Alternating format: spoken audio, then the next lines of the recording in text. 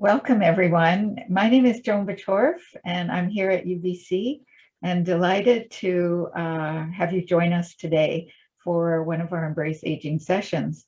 Before we begin, I want to acknowledge that today we are gathered here, at least I am, on the land of the traditional unceded territory of the Syilx Okanagan people and nation and their peoples.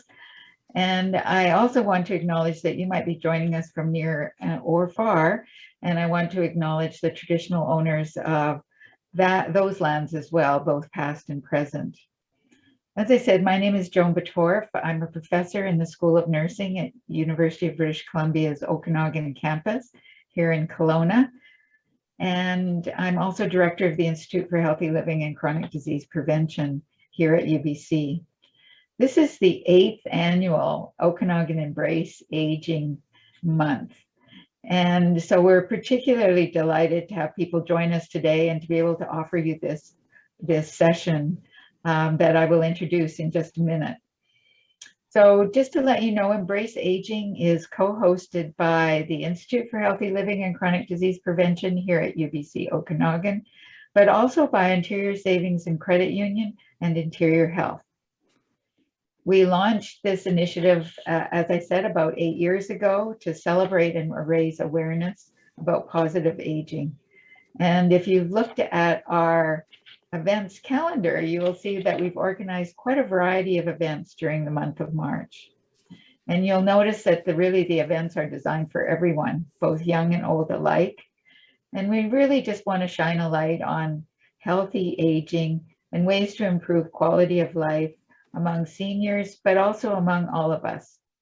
Our goal is really to inspire everyone to engage and embrace positive aging. You'll notice today that there's a closed captioning box, and mine appears at the bottom of my screen. You can actually move that captioning box around to a preferred location on your monitor or screen, but you can also close it down if you find it distracting by looking at the bottom of your screen, and there's a live transcript button. And if you click on that, you'll see an option to turn it off. We invite you to add questions and comments to the chat box during the session, and we'll be delighted to read them out to our speaker towards the end and have a chance for her to answer those questions and for us to discuss the topic with her. So without further ado, I want to introduce, I'm delighted actually to introduce Naomi Mison, who's founder and CEO of Discuss Dementia and is a public advocate and speaker for those living with dementia and their caregivers. And her title today, as you can see on your screen, is Virtual Solutions for Caregiving at a Distance. And so I want to welcome Naomi. I'll turn it over to you. Thank you so much, Joan, for that lovely introduction, and good afternoon to everyone, and thanks for joining. So just to give you a little bit of a rundown about what we'll be discussing here, with COVID-19 restrictions in place, it's harder to see family and friends, especially those in long-term care. The good news is I have found some creative virtual solutions to support loved ones and stay social. Before I delve into the workshop, I just want to tell you a little bit about myself and how my journey as a caregiver. So my mother was diagnosed with early onset or young onset dementia in 2007 at the age of 54. I was 22 years old at the time, and my whole life changed after receiving this diagnosis. And I've been on the caregiving journey ever since. So in 2017, I relocated to BC from Alberta, where my mom lives in a long-term care facility. And because I am at a geographical distance, I have learned and developed some creative ways of connecting that I'm going to share with you today. These tips can help you continue to deliver care even when you cannot physically be present. So let me just change this. Okay, so what does a caregiver look like? Well, an easy definition is that a caregiver provides care or help to someone with a long-term health condition, a physical or mental disability, and someone that is experiencing problems related to aging. So in 2018, Statistics Canada had released a report called Care Counts, and that really is a snapshot of caregiving in Canada. And so these are some of the figures that were taken from that report. So in total, 7.8 million caregivers in Canada have been identified. Of those, 1 of 4 of these Canadians are aged 15 or older. 2/3 of the caregivers are 45 years of age or older. And women represent the majority of caregivers at 54%. So is the caregiving journey the same across the board? I know you can't, scream answers out on me, but I'm sure wherever you are, you're either saying yes or no. And I'm gonna say a big no from me. The short answer is no. There just are so many different things that are dependent on your caregiving journey. So whether it's what stage you are in your life, what stage of life the person that you're caring for is in, your financial situation, what type of illness, and many other intersectional ties really will depend and, determine the caregiving journey. So each person's caregiving journey is so subjective. It really is dependent on several things. So a one-size-fits-all approach simply does not work. Each person has their own system of caregiving, and that seemed to be working just fine until the world stopped. So on March 11th, which is, just yesterday, we had the 1-year anniversary, almost to the day, of when the World Health Organization declared a worldwide pandemic. And in an instant, everything changed. Before the pandemic, 55% of families were visiting long-term care and assisted living residents for an hour or more, several times per week, and even daily. This is from a report provided by the BC Seniors Advocate, the Office of the Seniors Advocate, in their report, Staying Apart to Stay Together. So it basically went from virtually no restrictions on visiting your loved one to nothing but. So how have things changed? Well, in response to the pandemic, long-term care facilities closed to all non-essential visitors. Provincial health officers instituted physical distancing measures. So we were, really encouraged to refrain from, interacting socially with our loved ones and friends and family. PPE was in short supply, and which is obviously very problematic when masks and face shields became mandatory. So after about 3 months where the long-term care facilities, and again, this is all site subjective or site dependent. So this is my mother's home in Alberta. So I'm speaking to that. So about after 3 months, long-term care facilities, most of them, started permitting outdoor and window visits as well as online visits. Caregiving was made a lot more difficult when governing organizations instituted a policy that each person coming to visit needed a essential caregiver status to enter a long-term care facility. So, and that again is also very subjective. It really depends on the care home in the province that you're living in. Even within jurisdictions, there would be different policy, like the same jurisdictions, different policies depending on the facility. So, a lot of caregivers were really shut out from visiting their loved ones or interacting with them. And, this has really shown how important, the role that caregivers have in providing quality of care for their loved ones. So this is a picture you can see of my mom and I when I recently visited her and was allowed in her room. And, you know, the screening process is very stringent. You know, you have to wear a specific mask that they provide. You have to consistently use antibacterial sanitizer. You have to wear the face shield. You have to have your temperature checked. So there is a lot of, you know, very thorough, let's say thorough health screening practices to even be able to be entered. So I had to think of a lot of things to do to keep my mom aware that I'm thinking of her, that I love her. And, you know, despite the fact I can't physically come and see her, you know, we're still connected. So these are some of the tactics that I have come up with, you know, in response and in general, what some of the things that I had done in the past. So for in-person visits, which, you know, obviously is the most ideal because you actually get to be physically present with your loved ones because they can offer much needed time to connect face to face. And although in some of the homes, they will have, you know, physical separation barriers, whether it's plexiglass or, like I said, you know, the mask, the shield, you could be at a 6-foot distance. You know, there's still many ways to get creative on how you interact with each other when you are visiting in person. So here are a couple things that you can do.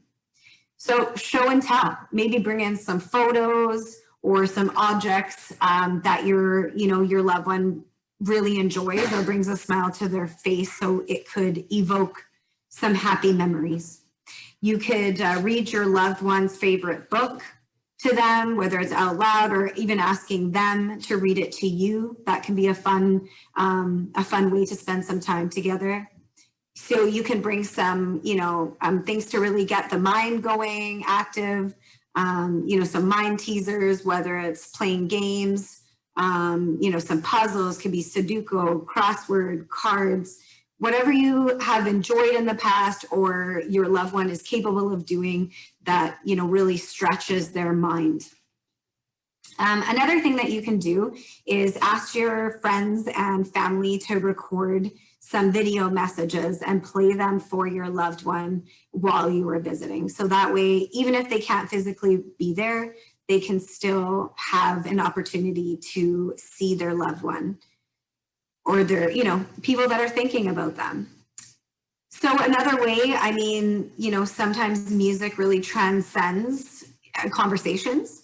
So sometimes I like to bring in music to play and I just try to get her toes tapping and maybe the body swaying if they're not, you know, they're not physically able to dance.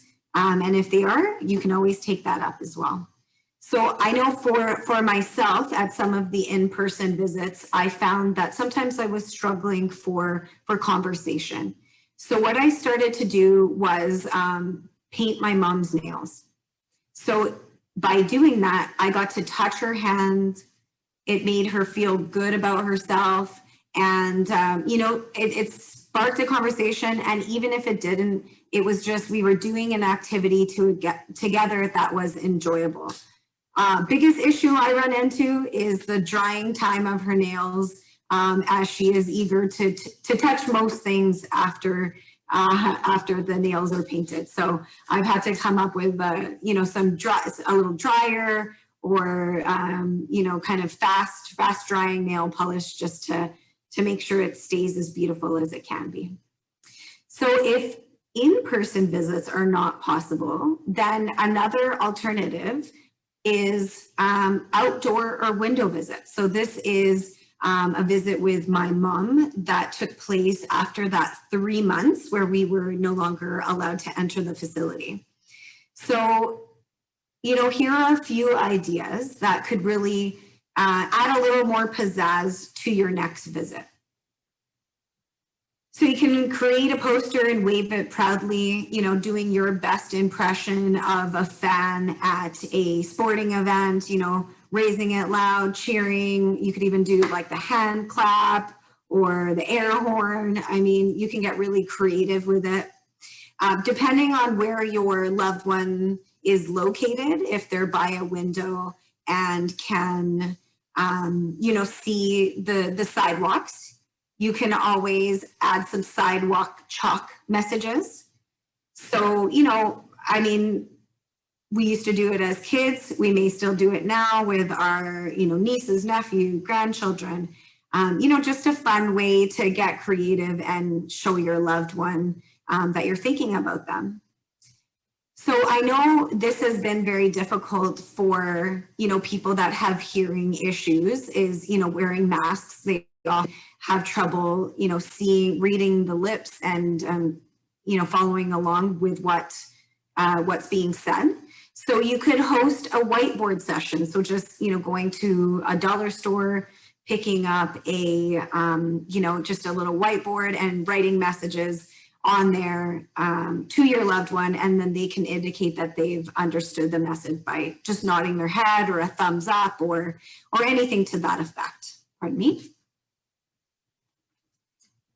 So another thing that you could try would be to play some music or a musical instrument. Again, we had talked about playing some music in person. You can do the same from outdoor, your window visit, getting that boom box or playing it from your phone with a little Bluetooth speaker could work. And if you are musically inclined or know how to play an instrument, you can always bring that along as well. And the great thing about that is that you can inadvertently bring joy, not only to your loved one, but to, some of the other residents. Some of the, staff might clue in and they can join in on the fun and those musical notes. And another idea is to bring your furry friend. If you have a pet, that can really liven your loved one's spirits and really bring a smile to their face. So if neither in-person visits or window or outdoor visits are possible, there can always be a video or phone call.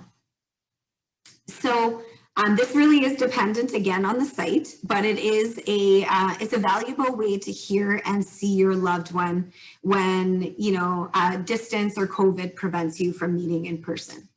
So there are various platforms to use, and you don't even have to use the video function if you want. You can use it for audio, but just a few top examples would be FaceTime, Skype, Facebook Messenger, and Zoom like we're using today.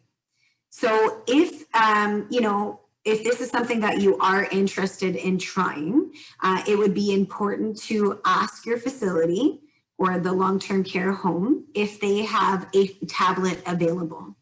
You could, if they do, you can arrange a call with the support of recreation staff, maybe another family member that has been deemed an essential visitor, or a compassionate companion, and that's somebody that you bring in to provide companionship for your loved one.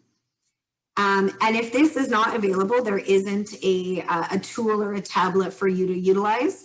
You could consider purchasing one if you feel like it would be beneficial or it is affordable for you. And that really is going to also depend on your loved one's ability to comprehend the video call or operate the device. That can always be a bit of an issue. I know for myself, I had purchased a tablet for my mom to try to increase the amount of time that we could spend on video calls. And sometimes it works and she's able to answer, and sometimes she does need a little bit of support. So if that is not available to you, then you can always, seek phone calls as an alternative. And most homes have a phone that is available in the home and accessible to the residents. I find sometimes those can be quite busy, or, again, a staff member will need to answer the phone and pass it along to the loved one that you're trying to get connected with. So I would suggest possibly adding a landline in their room if that is available to you, or again, you would need to consult with the home to see if that's available or it's feasible, as this really gives you a direct line to your loved one. So if neither of those options are available, or in conjunction to some of your visits, you can always drop off a care package.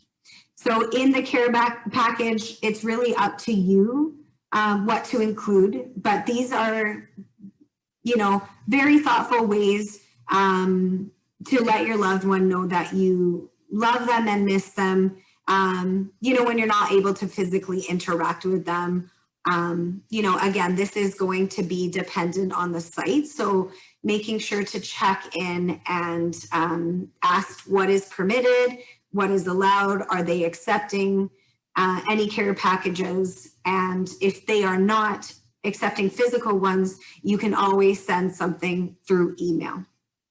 So a couple of ideas for your care package: you could ask friends and families to write or family members, pardon me, to write letters or postcards. You can include memorable objects, keepsakes, things that make them smile or, again, evoke memories.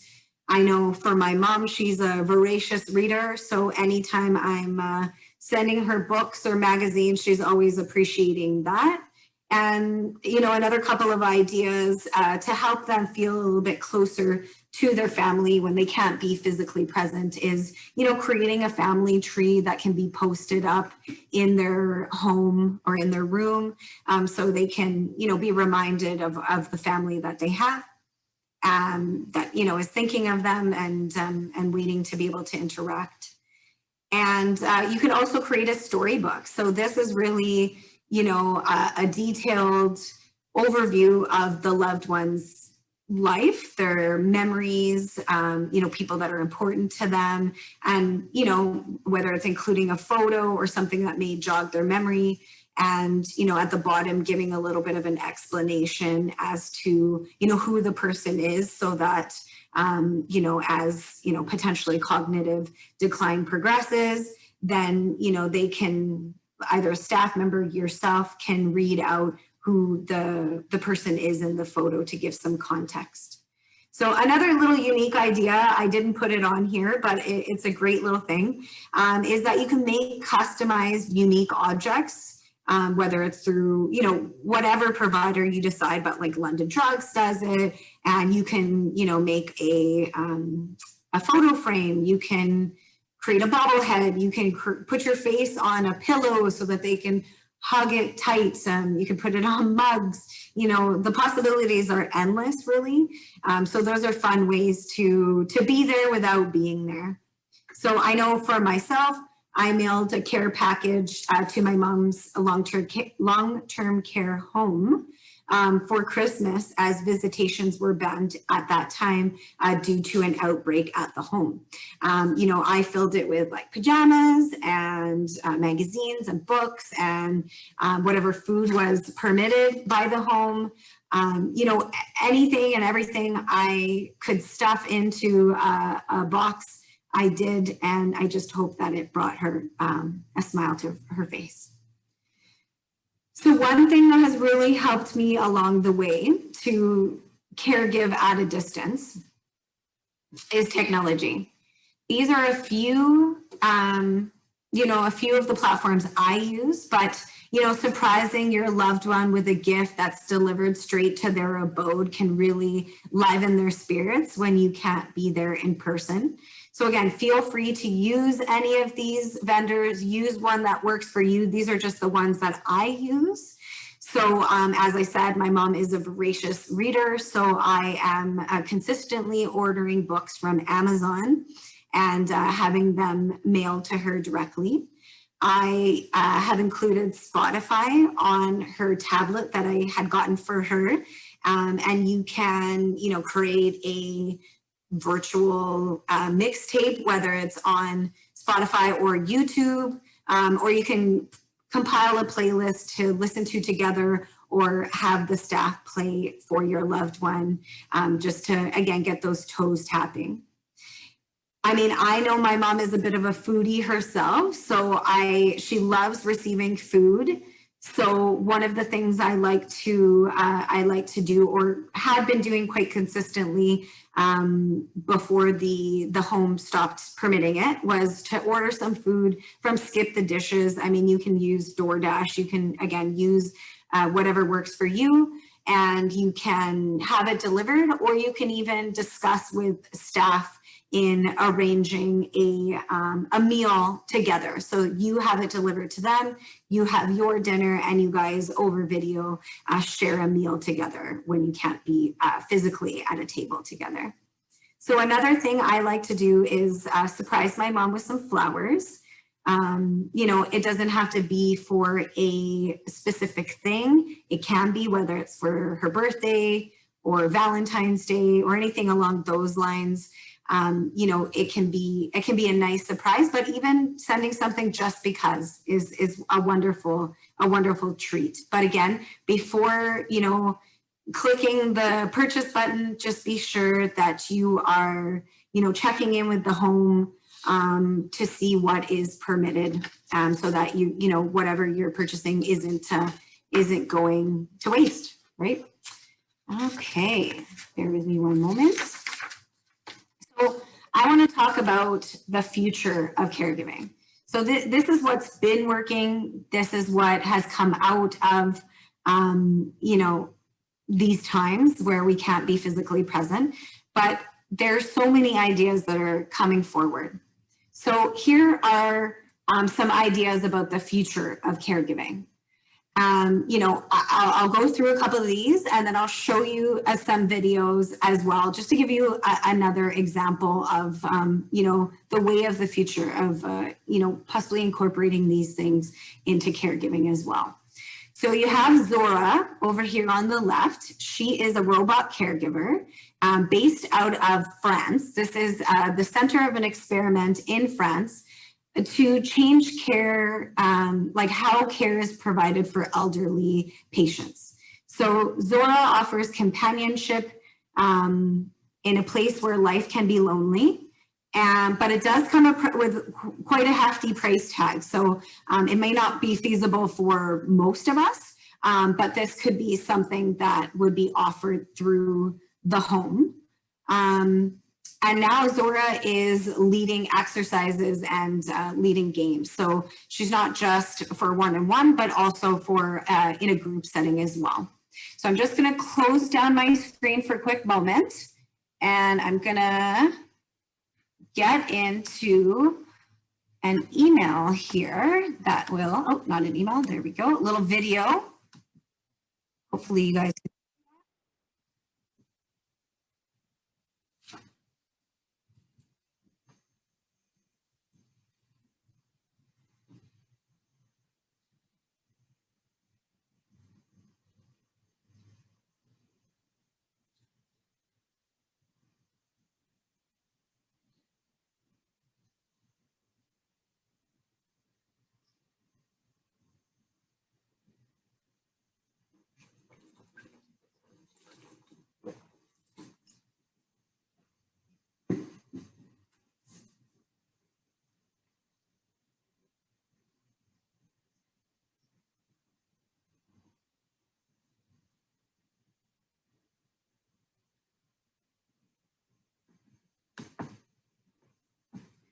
Okay, so I'm just gonna jump back into my presentation here, and then we'll go through the next one and then stop over and look at a video as well. So as you can see, Zora can do a lot of amazing things and lead some exercises and really engage people living in long-term care. However, it does come with a price tag of about $18,000, so not feasible for most people. So another idea for the future of caregiving is some friendship laps. So this has really become more popular, you know, in the last year or so. And I'll shoot to this little video and it will explain what the friendship laps are all about. So bear with me one moment.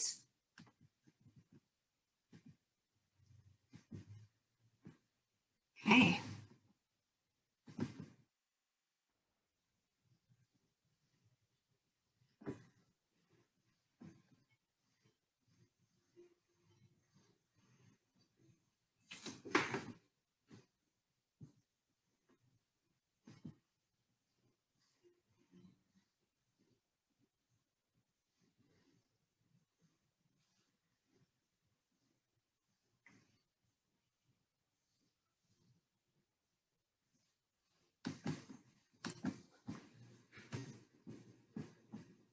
Okay, so I'm seeing for some reason it's not, the audio is not playing. So let me try to see if I can play it for you over here. See if it works, if you can hear it.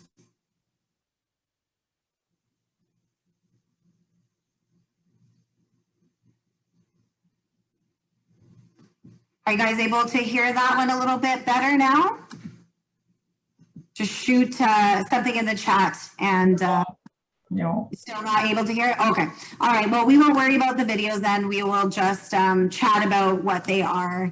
No problem there. Of course, it always works when you try it at home, and then when you're ready to present it, it unfortunately doesn't do what you want it to.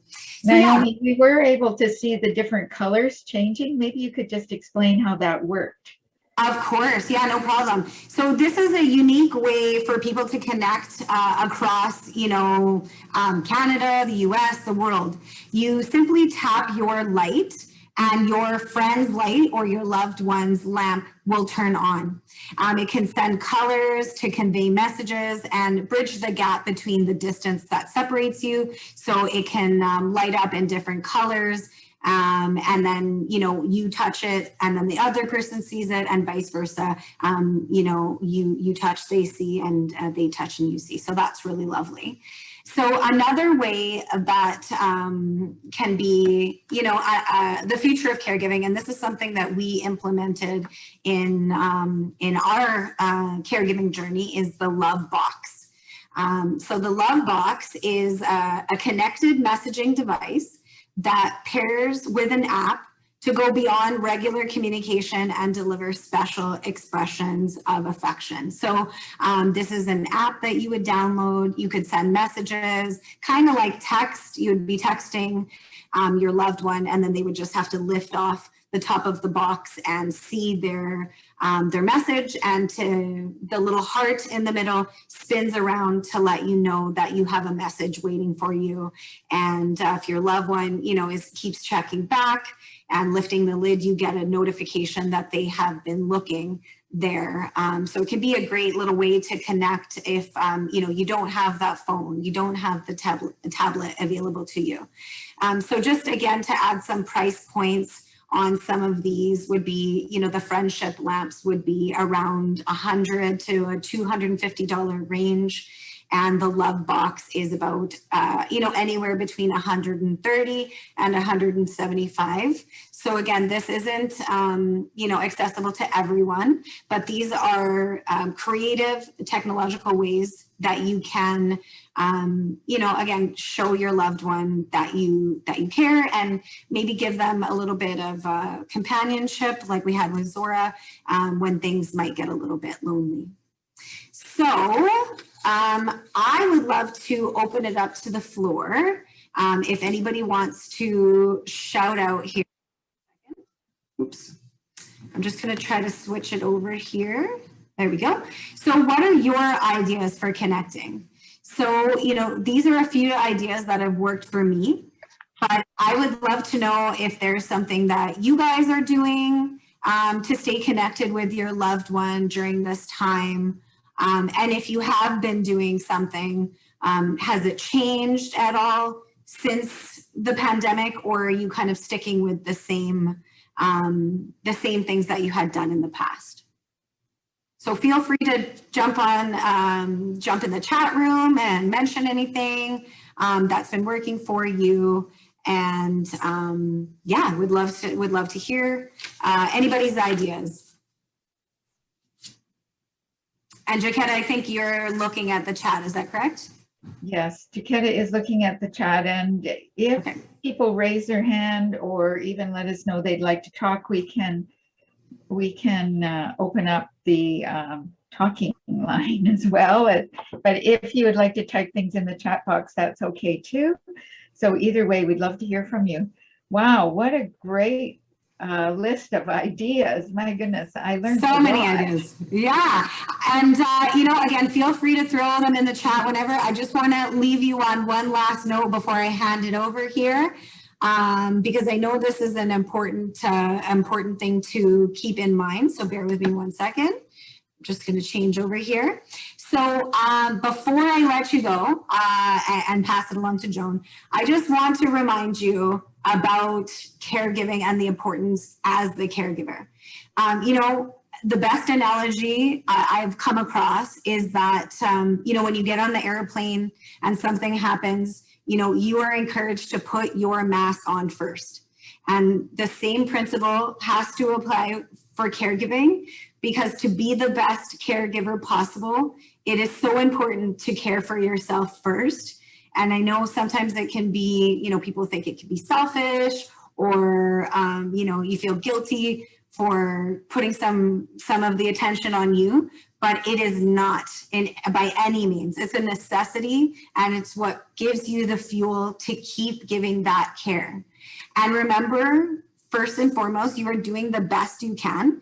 These are extremely unusual circumstances that really have enforced a physical distance that most of us do not want to experience. And so I included a little quote here. I do try to meditate daily, even just for 10 minutes using the Calm app. There's lots of apps out there, but I liked what this one said. When you say yes to others, make sure you're not saying no to yourself. Again, really putting yourself as a priority as well. So just keep that in mind. To be the best caregiver, you really have to care for yourself. So again, I want to thank everybody for joining in, and thank you for your time. I really hope these tips will be helpful, and make your next visit, by whatever means it is, be a little bit extra special.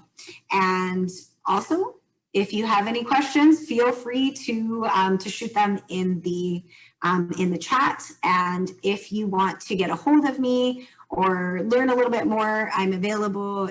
Here are some contact means and some web addresses you can check out to learn a little bit more. And over to you, Joan. Thank you so much. Great, thank you. Wow, that was great. We do have some comments in the chat. Chelsea says the phone calls and the Zoom calls worked really well for us. I love the lamps and the heart box idea. I thought those were great ideas too. I didn't know about either of those. Those were fabulous. And Beverly has a comment: Zoom, text, email around their and your schedule, setting dates and times for celebrating and connecting. So that's a good suggestion about planning ahead and thinking about time zones and meal times and trying to work around those for your loved ones would be really important, I guess. Totally agree. And that's why I think, any kind of thing that you're going to do, or any kind of these, tips you may implement, just be sure that you're checking in with the home, or, wherever your, assisted living facility, whatever the situation is, to make sure that that's allowed, that they have the staff and are willing to help, because, it would just be a bit of a shame if you missed out when you were looking forward to something. But I really like those ideas. I think, Zoom seems to be working for a lot of people. And, I will say, when it comes to some of these new creative things that are coming out, necessity is the mother of invention. And it seems like, we're really getting creative about how to stay connected, in response to where we've been for the last year. And so even if this isn't for somebody that's living in care or anything else like this is just good across the board, right? To just stay connected with your loved one. Yeah, no, absolutely. The one thing I've heard about, and you may have come across it as well, is that there are some robot pets as well that might be less than $17,000 that some care facilities might have, or some people might purchase for their family member. Absolutely, yeah. I actually went to a gerontology conference a couple of years ago, and UBC Vancouver was really piloting the robo dog and like things like that. And if you pet the dog, it can move its head, and different things like that to show the reaction, like having that engaging piece with, even if it is a robot. So I agree. I mean, I certainly can't afford Zora, but hopefully in the future, the government will, flush some much needed or like infuse much needed cash flow to long-term care homes. And maybe in the future, this will become a possibility, as I think we've seen that, as much as, COVID is such a concern, especially in long-term care, so is loneliness. Mm-hmm. And so if you're not going to be allowed to be permitted in the home, then we really have to find, other ways of bridging that gap. Mm-hmm. So have you set like a regular time? I know some people connect with each other, every day at a particular time, so that we're on a Sunday at a particular time. Is it useful to have a schedule or to plan ahead in that way and have a routine around that? I mean, I definitely think, typically with people that are experiencing cognitive impairment, routine is, they thrive off of it. So that can be really beneficial. But with that being said, I also find that it's really just dependent on the day, right? Like sometimes I'll book an appointment with my mom, and one day she'll be amazing and totally wants to talk to me and engage, and and then I'll book the very next day, same time, and she just has absolutely no interest in having a chat. So I think having something consistent is a great idea, and having multiple of that is also good. Finding out what works for you and what works for your loved one. I know. So the home that she resides in, they use a program called Calendly, which is where you can book the time with your loved one to arrange a phone call visit.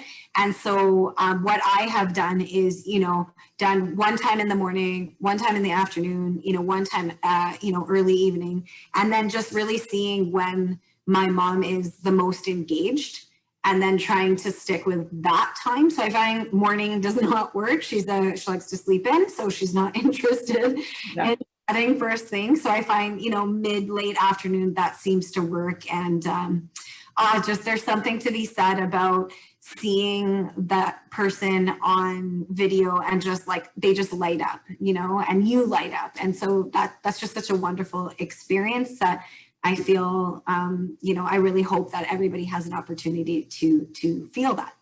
Yeah. No, the video the Zoom video has been great. The only downfall that we've found with Zoom with my family is, we're not great at singing happy birthday at the best of times, but on Zoom, it's really terrible, I have to tell you. Because of the lag, I don't know, there's a lag or something, I don't know, it's bad. I wonder if you have any suggestions for us. Yeah, I find, and again, that's like same kind of thing. It's like a trial and error. Maybe, one time utilizing Zoom, one time utilizing Skype, one time using Facebook Messenger, like seeing what is the best connection. And this can also be dependent on the time that you're calling. It might not even be, the specific device you're using or anything else like that. But it could be, there's so many users at that same time trying to access the internet. So it slows things down. Yeah. And I know, for my mom, like if any kind of lag happens, she's just like, I'm not having it. See you later. I'm out. So, working out the kinks is always a benefit to make the visit as smooth as possible. Mm-hmm. That's great advice. We're all looking forward to the day when we can meet in person, but I suspect that we still might want to continue these more distant ways of connecting in between times, rather than always relying on the phone, that we might want to be more creative and continue some of our distance way of connecting.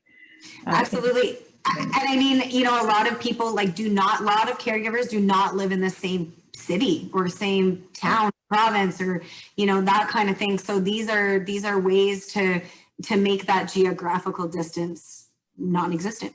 So, yeah. I mean, for me, regardless, like I was going every 2 to 3 months before the pandemic to go and visit her. And now, you know, unfortunately that has not been the same consistency. So I heavily rely on these other tactics to bridge that time when I'm not able to physically be there. Mm-hmm. That's great. That's great. Well, this has been really wonderful. I see some really nice compliments in the chat here.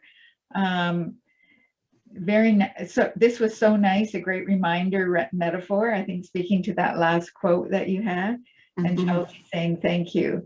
So people are really appreciating all of the ideas. So perhaps then we can close, unless people have any other ideas. Do you have any closing comments or advice you want to leave people? I know you've already given some closure, but anything else you might want to share just in closing? Absolutely. I mean, more than anything is just, you know, bearing in mind, you know, we're doing the best we can in a very unusual circumstance. And unfortunately, I've noticed part and parcel of caregiving is like you kind of always feel guilty when you are, you know, interacting with someone, you know, in the same town, the same place.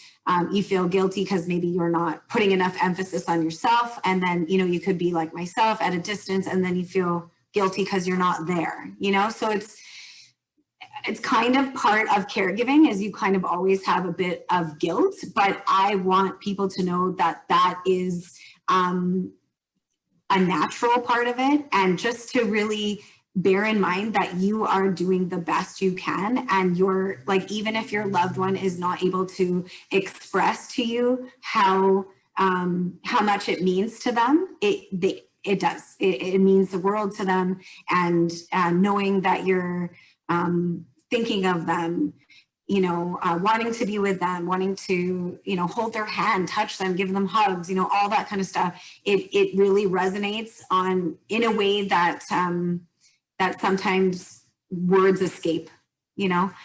So yeah, I just want to reiterate, you know, we're doing the best we can, and just to really make sure that you're also taking care of yourself. That's great advice to end with. Thank you so much, Naomi. I can't believe all the different ideas that you shared with us. It was really amazing. I would have never thought of some of those things. So that's really helpful for just keeping in touch with family in general. So I think the advice you have has a lot of applications. So thank you so much for spending time with us and sharing your experiences with your mom today. And I also want to thank everyone who joined us today as well, and hope you have a great afternoon, and we hope that we'll see you at some of our other Embrace Aging events. So thanks again, and bye. Thank you so much. Thanks for joining, and thanks to Joan and Jaquetta for all your help. You're welcome. Bye-bye. Friday. Bye-bye.